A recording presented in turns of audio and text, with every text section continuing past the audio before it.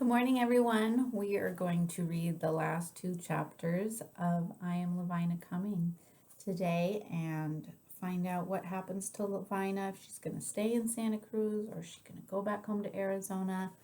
Let's find out. So, chapter 21 is the Coming Family Motto. So, this is after the 1906 earthquake. If any of you went and started Googling up some pictures the 1906 San Francisco earthquake, please, send me a message. Let me know what you found. We can even talk a little bit about it on our Zoom meeting too, because it's quite an event. The last composition of the year is free, Miss Haslam said. You may choose your own topics. Anything at all? groaned the class. Too hard. Lavina was not listening. She made her pen fly across the blank paper, scattering blots behind it. Meanwhile, Miss Haslam wrote suggestions on the blackboard. Who am I? My dreams? A journey? When I grow up, I will always remember. Lavina called her composition Courage. She wrote, My family has a motto that came over from Scotland with them. It's a single word, courage. A motto is a special saying that you paint on your shield if you are a knight. When my father sent me to California, he wrote my name and address on a card and pinned it to my dress. I am not a knight. I am Lavina Coming. So I must wear the Coming family motto inside of me. She paused and chewed her pen. What is courage? She wrote, rather grandly, she thought. The answer was not so easy. She chewed the pen for several minutes before she went on. Courage helps you do what you don't want to do, but must, and it helps you fight. Lavina leaned her cheek upon her fist and stared at the paper without seeing it. Instead, she saw huge walls of rock, silent canyons, cactus thorns. She heard bullets scream past her ears. Courage makes you brave, she wrote. She felt the whole world buck like a wild horse. She saw the ocean eat the buildings along the edge of the bay. Many people showed courage during the earthquake, she continued. A bed fell on my Aunt Agnes, and her house was wrecked, but she went right on. The Cerro Prieto rose before Lavina's mind's eye. She saw herself standing halfway up the dark hill with Chummy's reins in her hand. Once I wanted to climb a mountain near my home in Arizona, but it was too hard that several times I quit and came home bleeding. Finally, I did it. I stood on top. La Cima is the name of that place, the summit, and I call the country all around my home Lavinalandia. Sometimes it takes courage to have hope and try again. Lavina glanced around the classroom where many pens were now at work. From the desk in front of her, she heard Susan sigh heavily. Bertie dipped her pen neatly in her inkwell. Mrs. Haslam corrected papers at her own desk. In the sunny window, the goldfish glittered in the bowl. Sometimes, wrote Lavina, I believe courage is in my head and sometimes in my heart. For an instant her thoughts slipped into Spanish, where heart was corazón, and one way to say courage was coraje, but coraje also meant anger. Sometimes anger makes you brave, she wrote. I think courage comes from the same place as anger, fear, and hope. It's deep inside. It's the core. I guess love comes from that place too, so maybe the best word for it after all is heart. I hope that I can go home again someday. The next day, Miss Haslam asked Lavina to stay after school, but she asked with a smile, so Lavina knew that she wasn't in trouble. Puzzled, Lavina made a neat pile of her books and sat still while the other children filed out of the room. We'll wait, whispered Susan as she went by. Come here, Lavina. Miss Haslam patted the chair beside her desk. This composition is good. Lavina saw a high mark at the top, and she felt her cheeks burn. Thank you. Up so close, Lavina could see the individual hairs just like anyone else's in Miss Haslam's polished mahogany braids, and she could even hear the tiny ticking of the gold watch pinned to her teacher's starched white shirtwaist. Its hands pointed to 5 minutes past 4 o'clock. How does she keep her shirtwaist crisp all day, thought Lavina. Her own midday blouse was limp by noon. Lavina, I believe you could do 7th grade work next year, said Miss Haslam. You might skip a grade. What would you say to that? Oh, no. Why? What's the matter? And leave my friends? They would still be your friends, said Miss Haslam. Lavina gazed down at her paper and made no answer. Miss Haslam's suggestion took her breath away. You will be here next year, won't you? At this, Lavina looked up. I think so, she said slowly. Will you go home for a visit this summer? I don't know yet. Miss Haslam quickly changed the subject. I like this part about La Cima, she said, tapping Lavina's composition with a manicured fingernail. Is that a real mountain? Oh, yes, said Lavina. It's all true. And you speak Spanish? Yes, we all do, except Father. Beautiful language, said Miss Haslam. You are very lucky. Me? Yes, indeed. Languages are like countries. The more you know, the more you understand about the world. Miss Haslam, how'd you get to be a teacher? Ah, she gave Lavina a searching look with her warm brown eyes. Well, first I graduated from high school. In a few years, I'm sure you will too. Then I went to teacher's college, and then I passed an examination and received a teaching certificate.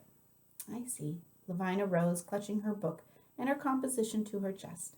Thank you. One step at a time, said Miss Haslam kindly, rising also. What'd she want? Asked Bertie. She returned my composition, that's all. Lavina did not want to talk about skipping a grade. Perhaps it would never happen after all.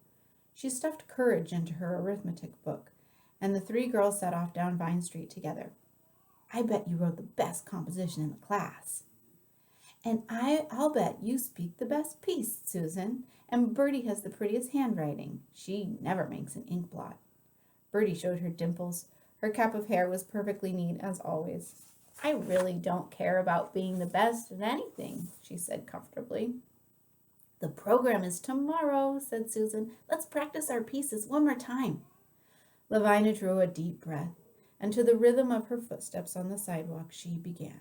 My heart leaps up when I behold. Chapter 22, Home Sweet Home. What's in your suitcase, Lavina? Said Bridget. Sure, it weighs a ton. Among her clothes, Lavina had tucked 6 large California oranges, each wrapped in a square of green tissue paper as homecoming presents for her father and her brothers, but she did not admit this even to Bridget. Bridget rested for a moment beside the marble lady on the second-floor landing. After the earthquake, Cousin Maud had spent days gluing the statue together again, and Lavina still marveled at her success. You could hardly detect the hairline cracks in the lady's small, cool smile, and faith, hope, charity, and love all hung in their old places again, newly framed. The cab is here, Lavina, called Cousin Maud from the bottom of the stairs. Lavina gave her and Aggie each a dutiful kiss. I'm sorry you'll miss the wedding, said Cousin Maud. For Cousin Maud was going to marry Mr. Moberly. This news was a surprise, and yet not a surprise. Aggie and Freddie will make such a lovely flower girl and page boy, Cousin Maud continued. Lavina felt a bubble of laughter growing larger and larger inside her until she thought she would pop. Freddie says he won't do it, said Aggie. Cousin Maud only smiled. And neither of us is ever taking another piano lesson. We'll see about that, said her mother. In some ways, the old Aggie was back, but in other ways she had changed. She was politer to Lavina, and because she was rather afraid of Freddie, she watched her step when he visited. Meanwhile, Cousin Maud floated around the house in a radiant mood, not paying much attention to Aggie's whims. The ear trumpet did not reappear after the earthquake. In the street, Bridget gave Lavina a squeeze that left her gasping. Be off with you now, Bridget released her. Lavina picked up her traveling basket, which she had dropped. What will you do, Bridget?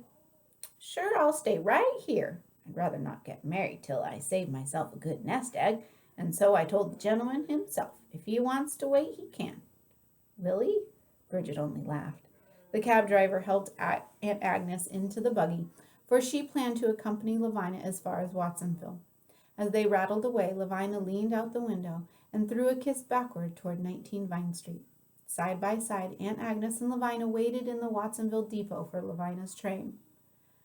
I really hate to send you alone, dear, fretted Aunt Agnes, but I can see no other way. I can't go. Maudie can't go. I'm not afraid, said Lavina. I've done it before. we'd better pin some sort of message on your dress, said the old lady, in case of trouble. Politely but firmly, Lavina said, no, thank you, Aunt Agnes. If I need help, I can tell people I am Lavina Cumming from the Bosque Ranch near Calabasas, Arizona Territory, and I am going home. Aunt Agnes threw up her hands with a laugh. Very well, but Lavina, I do want you to come back. Lavina looked down at her shiny new button boots, the first she had ever owned, and a full size larger than the shoes she had worn last September. I know that you've been very homesick, Aunt Agnes went on, and I'm sorry about our little misunderstandings. I'm sorry, too, mumbled Lavina in embarrassment. Why didn't grown-ups ever know when to stop talking? Confessions is good for the soul, Lavina, but hard on reputation. Lavina looked up. What did she mean? A bad temper is my besetting sin, my dear, said her aunt. A lady should always control her temper, and I've been trying for 70 years without success. She sighed, but I keep trying. Lavina was amazed. Aunt Agnes still trying to improve herself? Aunt Agnes not a lady? It's hard. Yes, child? It's hard to be a lady. Yes, it has nothing to do with what's on the outside, you know. It's not a matter of education or money. A lady is kind, courteous, and considerate of others. Why, she sounded exactly like father, Lavina thought. Anger can cause great damage. Do you know why I'm telling you this, child? Lavina shook her head. Because you remind me of someone. Father? And Agnes shook her head. No, a girl I once knew, long, long ago. Her name was Agnes. Oh, Lavina said, and felt herself blushing. They sat in silence for a moment. This marriage is a good thing, said Aunt Agnes. She seemed to be thinking out loud.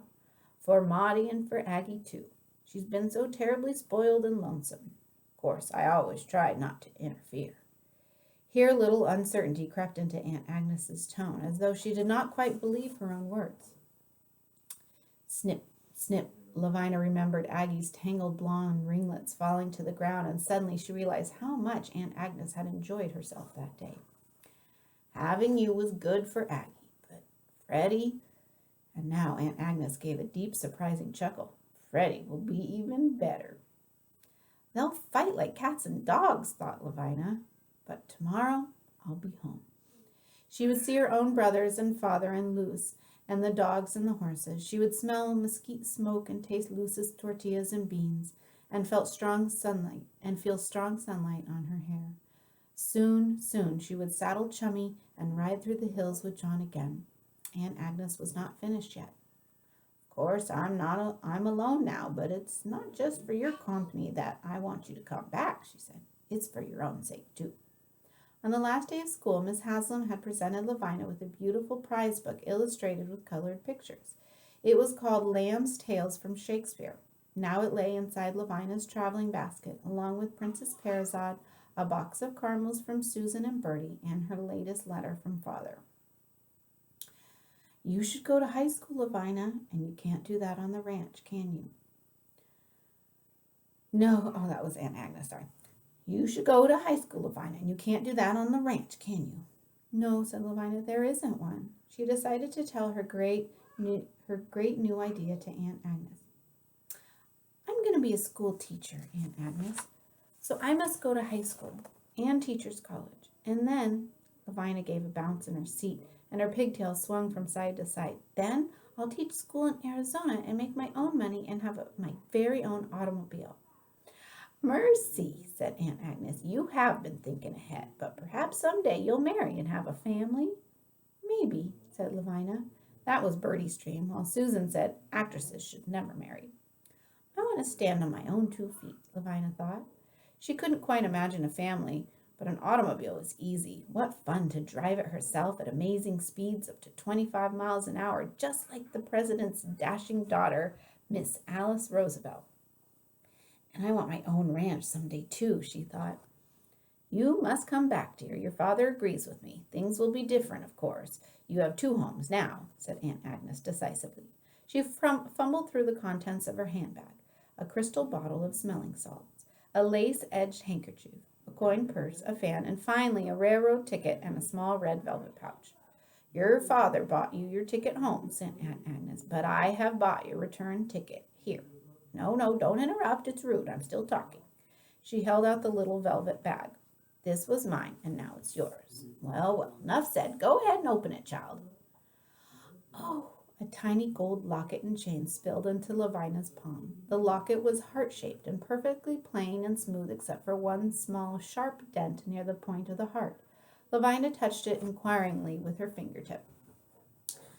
That is a tooth mark, said Aunt Agnes, drawing herself up with great dignity, but also with a twinkle in her eye. Once, when I was about your age, I regret to say, I bit it. Lavina threw her arms around the old lady, crutch and all. Then they heard the whistle of Lavina's train. Goodbye, my dear child, said Aunt Agnes. She removed her spectacles and wiped them. Now remember. Don't get off the train, said Lavina. Goodbye, Aunt Agnes. Thank you, thank you, thank you. Aunt Agnes's white handkerchief waved and waved, shrank to speck, and disappeared in a cloud of steam. Late on the following afternoon, a tired and grubby but very happy Lavina leaned out the window of the burro train as it made its lazy way along Sonoita Creek. The Arizona sky was as splendid as ever. You could almost drink it, she thought. However, she had to admit that the burro was slow. Princess Parizade smiled sweetly at the sign that warned passengers, do not spit. But Lavina was impatient. She had read her new book from cover to cover and had reread Father's letters several times. I hear excellent reports of you, Dottie, he wrote. Your Aunt Agnes says that she has invited you to live with her until you finish your education. Ordered me is more like it, thought Lavina, fingering the little locket that hung around her neck. She still wanted to go home, but she no longer felt like a captive. Father's beautiful script continued. As long as we can afford the train tickets, you will spend your summers on the Bosque Ranch, for I miss my favorite daughter. The boys and I will meet you in Squashville when your train comes in. I'll tell them about the earthquake, Lavina said to herself. Why, I have my own stories now. She felt like a heroine rolling in triumph across Arizona. She leaned her chin on her folded hands, and for many miles she watched for a certain landmark. Then at last she saw it, standing pale blue at a great distance. San Cayetano Peak, with the Bosque Ranch at its western foot. Lavina Landia. My heart leaps up, she said aloud. Oh, my heart leaps up. And that's the end of the book. Now there's something that's called an afterword that's written by the author. So I'm going to read that to you. It says, my father's mother, Lavina Cumming Lowell, was born in Arizona Territory 100 years ago. She lived on a ranch there until she was 10, when her father sent her to California to be educated. This book is based on the story she told about her Western girlhood. The tale of her first trip to California, all alone on the train, was probably the one she told most often. In our family, storytelling happened all the time. In Grandmama's ranch house kitchen, in the car crossing the desert at 60 miles an hour over the turkey bones on Christmas Day, at bedtime after a long summer day, and always around campfires. My grandmother began by asking her grandchildren, what, would you like to hear a true story? And rather reluctantly we would say, yes, a true story, for we knew that was the answer Grandmama wanted to hear. Her stories were unforgettable and a great gift to us, yet sometimes we did yearn for fantasy. As I wrote this book, I imagined the parts of her life that I did not know, and I changed some details, but I also came to understand that true stories and imaginary stories are not so different after all. Given that choice, I would still answer yes, a true story, because I believe that every good story in its own way is true. Susan Lowell, Tucson, Arizona, January 1993. And that's it. I hope you guys enjoyed this book. It's kind of neat hearing a story written about our own area in which we live. Lastly, it lets us know Susan Lowell is the author of 4 books for adults and 8 for children, including the 3 Little Javelinas. And this is a book that's actually in our classroom. I don't know if any of you have read it. It's in Spanish and English, and it's about 3 little javelinas, which are like little warthogs, and it's pretty fun. She was born in Chihuahua, Mexico, and is a 4th-generation Arizonan descended from a long line of prospectors, explorers, ranchers, farmers, and schoolmarms. She and her husband and their 2 daughters divide their time between Tucson and a ranch near the Mexican border. I Am Lavina Cumming was named the Children's Book of the Year in 1994 by the Mountains and Plains Booksellers Association. How cool is that? All right, that's it for I Am Lavina Cumming, and then tomorrow we'll start our new book, and I am going to wait to tell you that. Till tomorrow. Okay, bye guys.